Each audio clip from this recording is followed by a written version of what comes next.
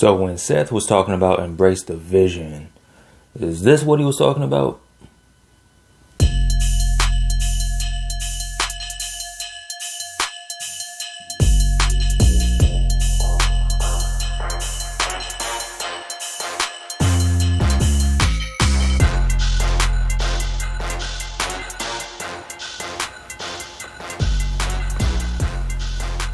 What's going on, guys? How you doing? Your boy Big Girl Chris back at you with your Smackdown review. You already know how this goes, man. If you're new to the channel, subscribe, hit that notification bell, leave me a thumbs up, all that, you know what to do. You know how this works already. Alright, so also leave me some comments in the comment section. Let's get into it, man.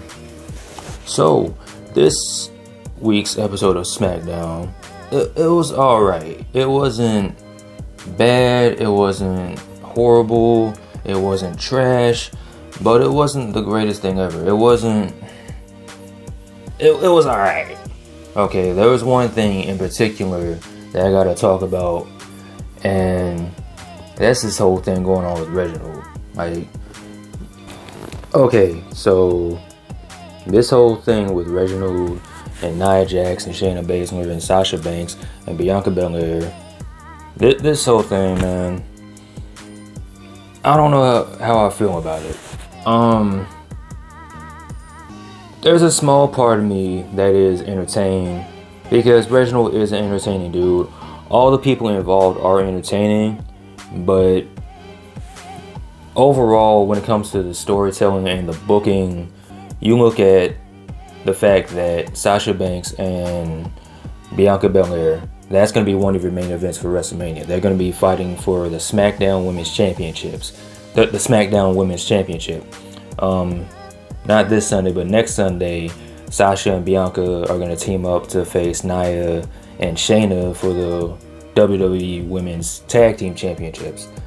And the thing that's providing the what am I trying to say? That's providing the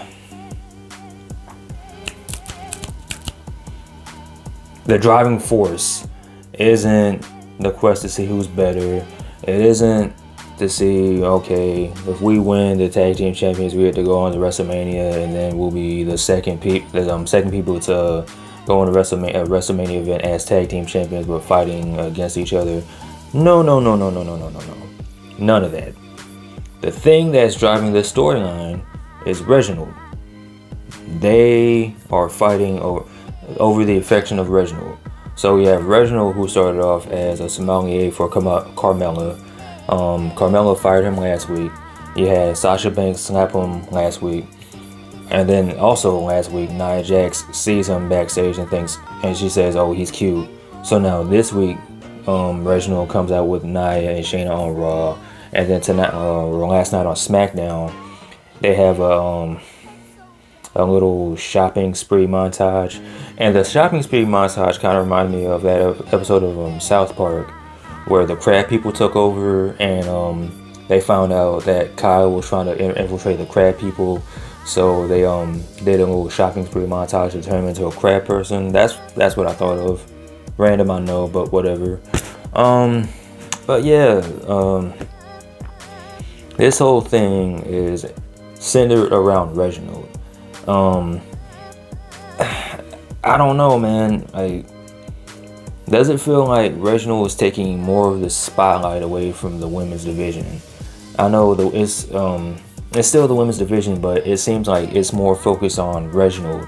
And okay, who's gonna win the affection of Reginald? Is it gonna be Nia Jax? Is it gonna be Not Shayna Baszler, but Sasha Banks? What does Carmella think about all this? Where's she been? You didn't even see her on this week's episode of SmackDown. Like, I don't know, man. Let me know how you guys think. What you guys are thinking? How you guys feel? Let me know what you guys are thinking about all this. I don't know. Like I said, like this whole shopping thing, it was kind of cringe, but it was kind of funny. The funny thing was Shayna Baszler's reaction, because I feel like that's how a lot of us are reacting to what we're seeing. Just her in the background, like, I really wish I wasn't here right now, and that's how I know I felt like I really wish I wasn't watching this right now. But anyway, as far as what happened on SmackDown, you had Sasha and Bianca on the Kevin Owens show talking to Kevin Owens, kind of hyping up their WrestleMania match, hyping up the tag team match they're having at Fastlane with Nia and Shayna. And again, the story is, okay, well, who's the best? Well, I'm the best. No, I'm the EST. No, I'm the BOSS. And I think this is all BS. But and again, you have Reginald come out, and it's just like, I don't know, man. I don't know. I'm not. Part of me wants to kind of get into it. Another part of me is like, nah, this ain't it. You have a main event in Sasha Banks and Bianca Belair that I should be more invested into it. But because of the way it's being booked and the way the story is going on the road to WrestleMania, I kind of don't care. And that sucks, because when Bianca won the Royal Rumble, the first thing I thought was, okay, she's going to challenge Sasha, and this is going to be awesome. The build-up is going to be really well. It's going to be really well put together. And we haven't really gotten that so far. Hopefully, this will pick up somehow after Fastlane. I doubt it, but then again, I could be wrong. I don't. But on a brighter note, we have the return of the world-famous segment, Check That Drip, featuring the SmackDown savior, the Messiah, the swagger savior himself, Seth Rollins. And again, my man did not disappoint. He didn't disappoint, because he's Seth Rollins, and his swagger is just, oh my god. So this week he had on the like a plaid green jacket with the pants to match and a turtleneck.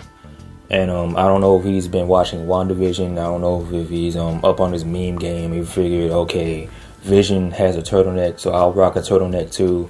I don't know.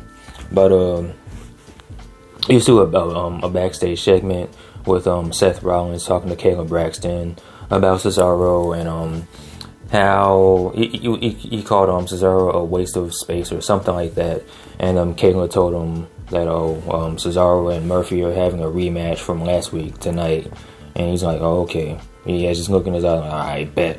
So the match between Cesaro and my buddy Murphy takes place, and you see Seth Rollins come out, and he pulls up a chair, and he's just watching from the stage. Cesaro and Murphy are having their match, and during the match, Seth runs in and he pretty much causes a disqualification and starts attacking Cesaro, hits him with 2 curb stomps. He looks like he's gonna, or he does. He hooks his head up in between the chair, and it looks like he's gonna stomp him again. And WWE officials come out and break it up.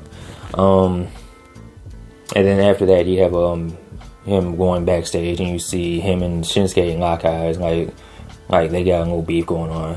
Which kind of does make sense, because Shinsuke and Cesaro are cool, at least storyline wise. Like, they're former tag team champions. They used to be a tag team. So it kind of would make sense that Shin and Seth would have some kind of beef.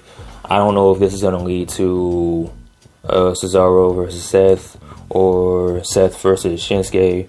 Possibly Buddy Murphy re-teaming with Seth Rollins, reforming the cult, or whatever, the Messiah, the congregation, I don't know. Have them team up versus Cesaro and Shinsuke, have them come back together as a tag. I don't know. And maybe that'll lead to Seth versus Cesaro at WrestleMania. I don't know. I mean, only time will tell. But by what I'm seeing, because you have Buddy Murphy being reinserted to the storyline with Seth, you have Shinsuke popping up, looking like, okay, him and Seth are locking eyes. Maybe it's leading towards these two former teams reconnecting, fences being mended, friendships being made. The whole point is maybe the friendships we lost, maybe the friends we made along the way. I don't know, but we'll see. Only time will tell. Next thing I want to talk about is Apollo Crews. Before I get to that, we got to talk about Big E. So Big E makes his return tonight, or last night. makes his return, coming out looking like the injured dude from SpongeBob, who what do they say? He wakes up breaking his arms and he goes to sleep breaking his legs or something like that. Anyway, he comes out all bandaged up, cast up, got the neck brace, the cast, a foot boot on. As he's making his way to the ring, Big E just starts ripping all this stuff off, kind of showing off, okay, I was hurt, but I'm back now. Big E's back. And he cut this promo that was, oh my god. Big E is already a big dude because it's implied his name is Big E and he's a big dude. So you're gonna figure, okay, he's a big scary dude. So for the longest time, you hear people talking about, okay, Big E's going on this single run. He's away from the New Day now. Maybe it's time for him to be a little bit more serious. Me myself, I was on the side of, okay, yeah, there's times where you can be serious, but you can still be Big E at the same time. And this kind of captured that because you always have the fun Big E, you always have goofy Big E, the Big E who was making snow angels in the ring, who's always twerking and all that. But this is the serious side of Big E that so many people have been asking for. And this promo, it was kind of like a biblical preacher, and I've always felt that Big E sounds like a preacher when he talks, but this made him sound like a pissed off preacher, that the preacher that's trying to coach you into giving more into the collection play, like, yo, y'all need to give some more. This was kind of like that. It was kind of like an eye for an eye, because he felt like, okay, Apollo, you try to end my career, you try to take me out, so now we got to go eye for an eye now, making it seem like, okay, you step on my lawn, I burn down your house. You look at me sideways, I pull out both your eyes, something like that. It's kind of like eye for an eye, but to an extreme.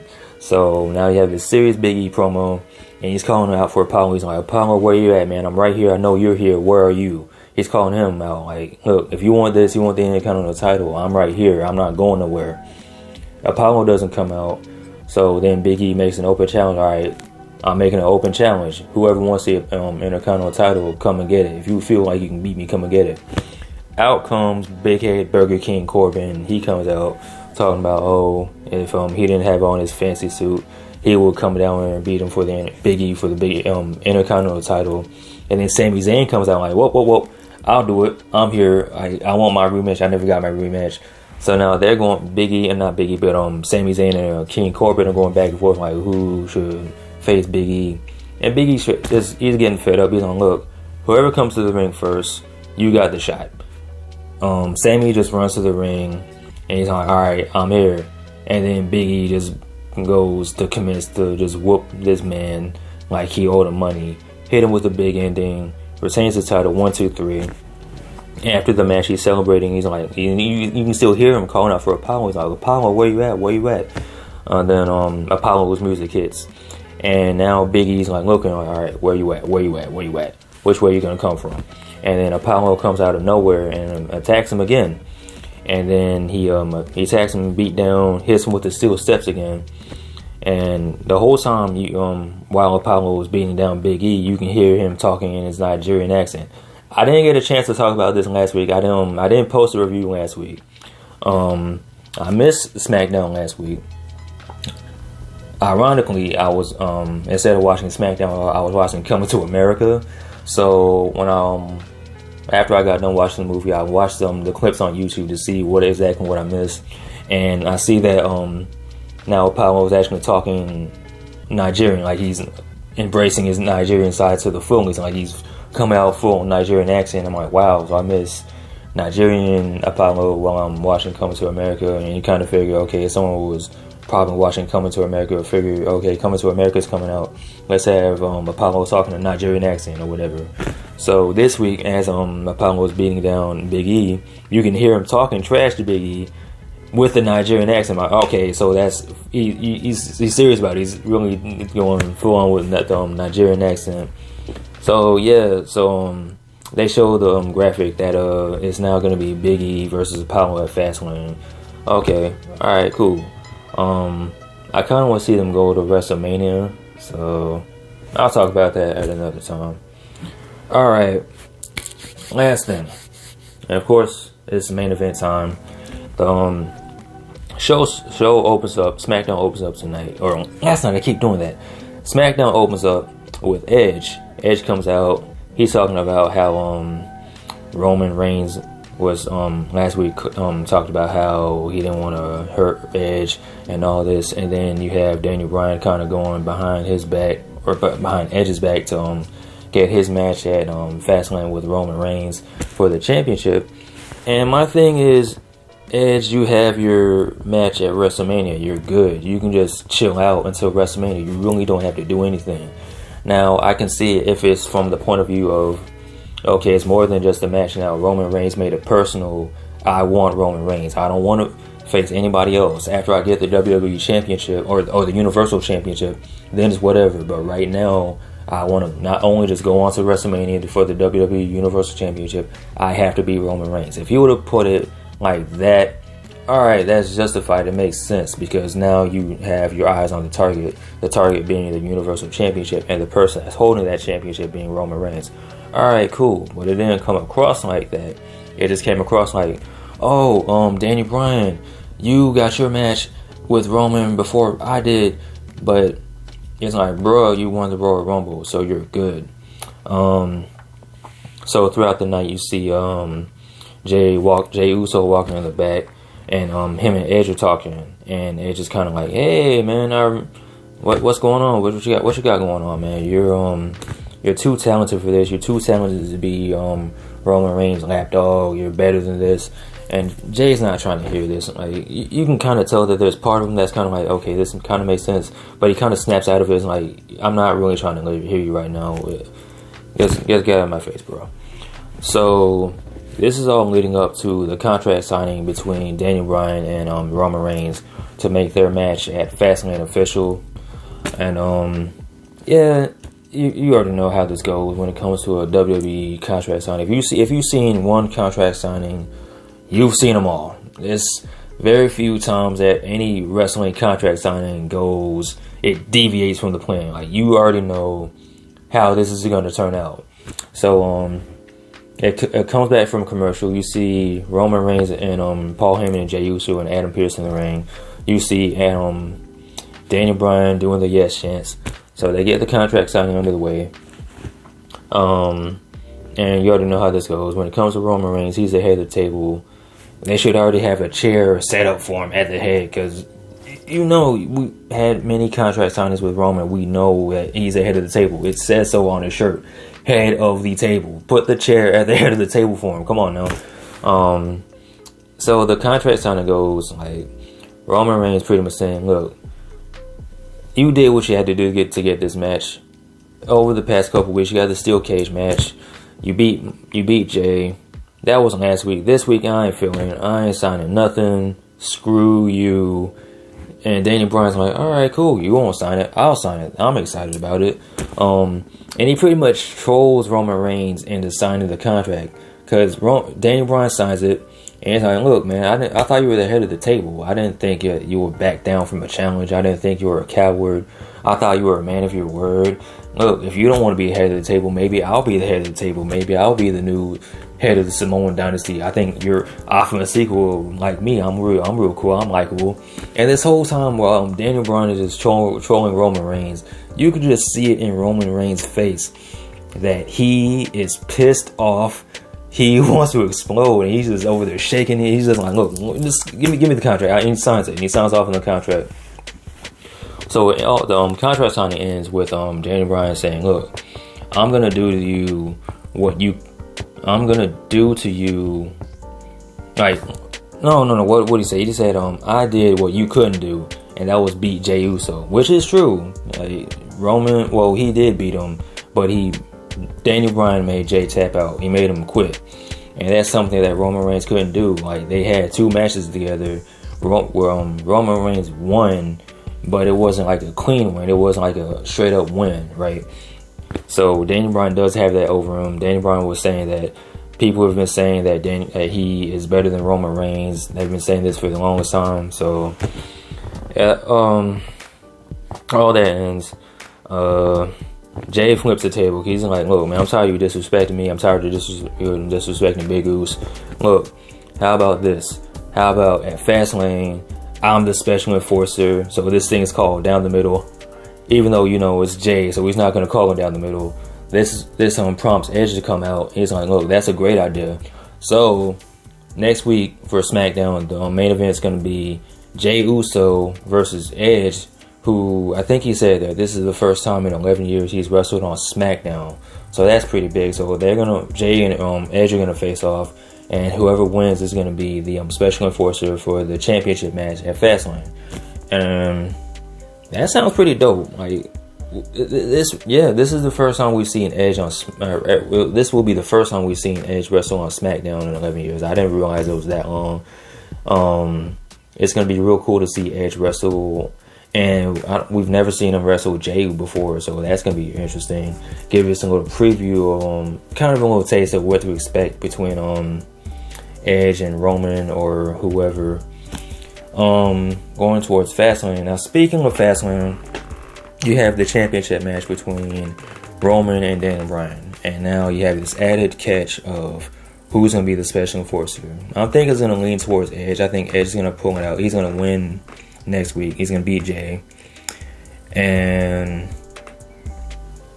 a lot of people on the internet, on Twitter, on YouTube, wherever, are feeling like this is gonna lead to somehow, some way. It's gonna be instead of it being just a one-on-one between Edge and Roman, somehow it's gonna be a triple threat between Edge, Roman, and now Daniel Bryan. Somehow Daniel Bryan's gonna get added to the mix, and it's gonna be a triple threat match.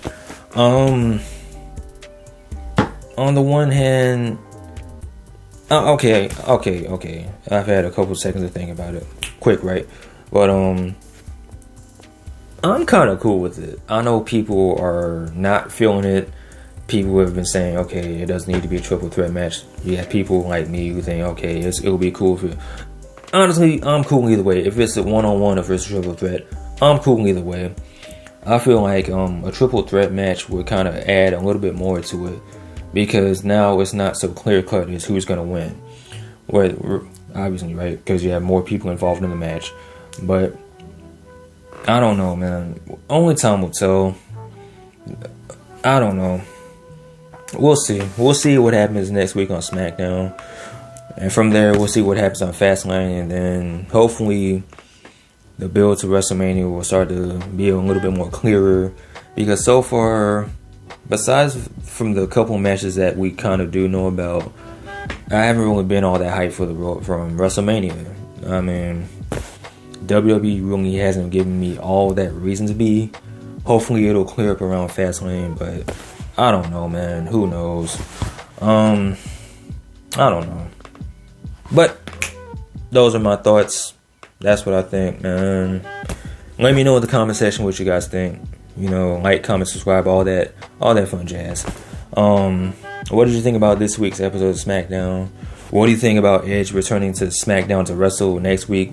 First time in 11 years. Are you excited to see Edge wrestle Jey? Who do you think is going to win? Who do you think is going to win at Fastlane? Roman Reigns. We know it's Roman Reigns, but what do you think is going to happen?